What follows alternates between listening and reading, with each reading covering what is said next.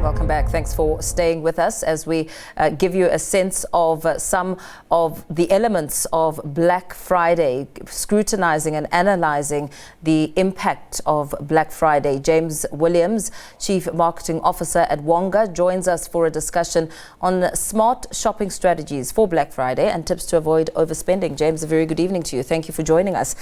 I mean, there's a whole hype surrounding Black Friday. That in itself is no accident.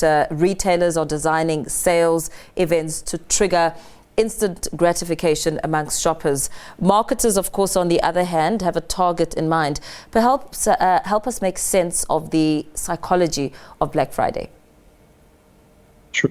So I think, Mpho, firstly, thanks for having me on the show. I think the psychology of Black Friday, at least, is one of where consumers need to exercise caution. I think the truth is that, we should have started our homework around the specials and deals that we want to take advantage of some time ago. And one can do this by drawing up a list of items that you're looking to buy and note, the prices of these items over time and take a look at them, what the price was 2 to 3 months ago.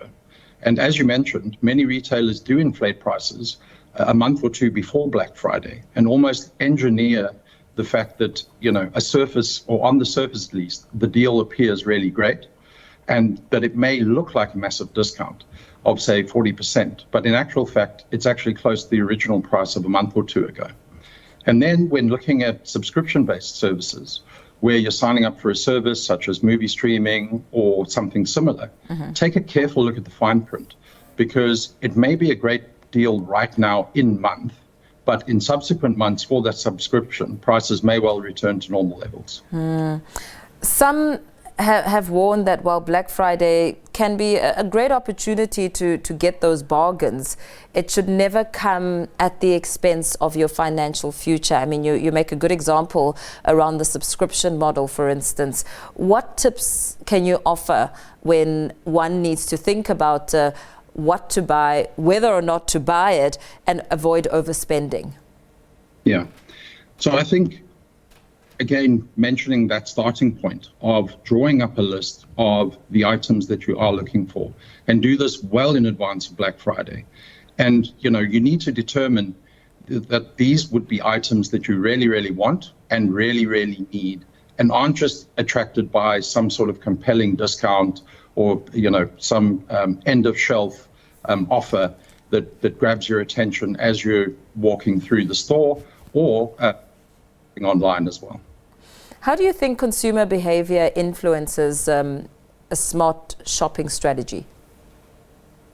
Yeah, so I think consumer behavior is definitely something that retailers look to exploit over Black Friday.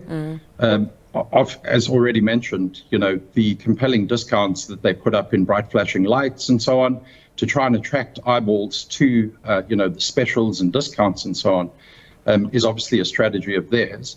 And one can mitigate that by utilizing various tools and things, which would allow you to be able to track the cost of items over an extended period of time. Just an example of that is Buck Spend. And this actually tracks the cost of items for multiple local retailers. And it allows you to see where the really good deals are actually genuinely good. So, that is one way that you can work around the fact that retailers will be looking to take advantage of impulse buying. I mean, you made a good example about how someone should draw up a list of the things that they want, the things that they have in mind. But what about the things that look like a great deal?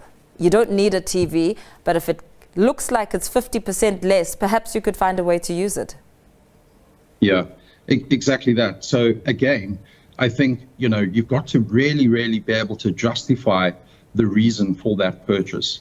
I think being a TV at, some sort of great discount, you have to ask yourself, is it any better than the TV that you have already that is serving you well?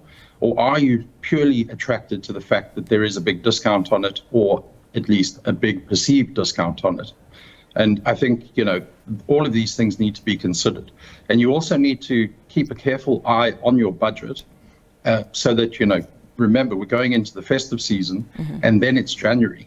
So any overspend at this point will not leave you in a good position going into 2025. Very well. Thank you so much for your insight there. Sharing some tips, of course, on smart shopping strategies for Black Friday and how to avoid overspending. James Williams, Chief Marketing Officer at Wonga.